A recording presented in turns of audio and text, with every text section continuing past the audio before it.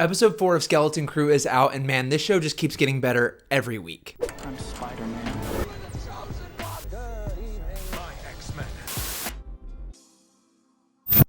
We're going to break this episode down. I'm going to tell you guys what I think this all means, but before we get started, we're on the road to 3,000 subs and we're about to hit 2,500. If you're new to this channel, I would love to have you here, so consider hitting that subscribe button. Also, leave a like and a comment. I read every single one and most likely will respond, and let's try to get this video to 100 likes.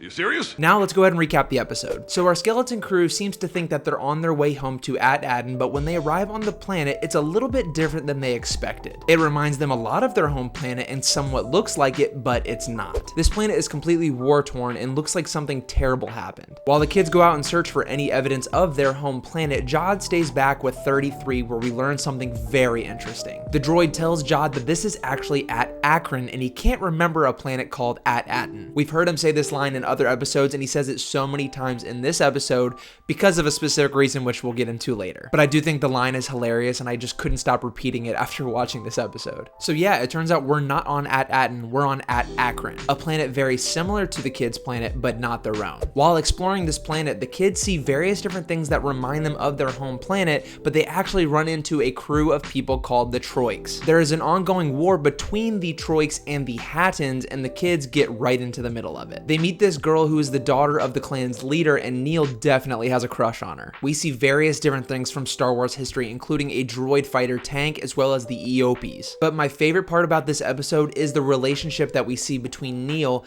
and this girl. She's known nothing but war her entire life and doesn't ever see peace as being an option, where you have Neil who has only known peace his whole life. And I've said it before and I 100% will say it again, Neil is like the best character. In this brief little discussion, they teach each other about the values of their lives and they both learn things from each other. Back on the ship with Jod and 33, the Hatton crew shows up and tries to take Jod prisoner. And we see how this ends because the kids, along with their clan, are supposed to go fight a war against the Hattons, but only Jod shows up, letting them know that they have been paid off and they will no longer be an issue. He also gives them back their Eopes. So now that this is settled, they want to go find more information out about this planet and more importantly, how to get home. They go to the supervisor building that Neil knows from his home planet, and in there are coordinates to several different planets. We of course have our current planet at Akron, at Aten, and several other at-named planets. The only issue is that the at-Aten coordinates are scratched out. We find out that our droid friend 33, who has been not remembering at-Aten this whole time, has been programmed by his former master to do so. In fact, he was the one who removed these coordinates to at-Aten in the first place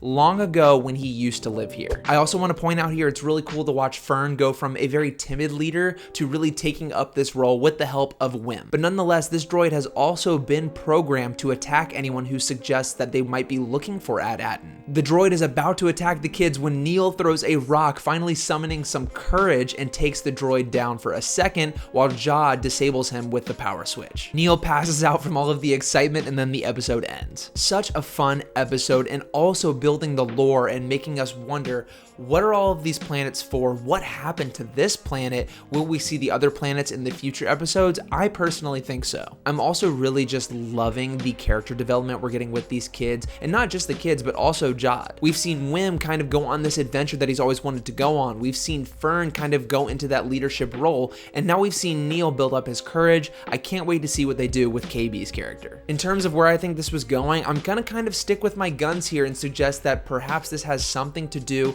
with the great work of resurrecting Palpatine. I know that's kind of a long shot considering these planets seem to have been around since the Old Republic and maybe have been repurposed, but I'm also completely open to any other ideas and I would love to know what you guys think down below in the comments. Lastly, this show again has just been such a great surprise. I'm so excited to see where it goes, and it's just a good time. It has introduced us to so many different concepts in Star Wars already in these couple episodes, and honestly, it's sticking the landing so far. Like I said, leave a comment down below. I'd love to hear what you have to say. Subscribe to the channel, like the video, and I will see you all very, very soon.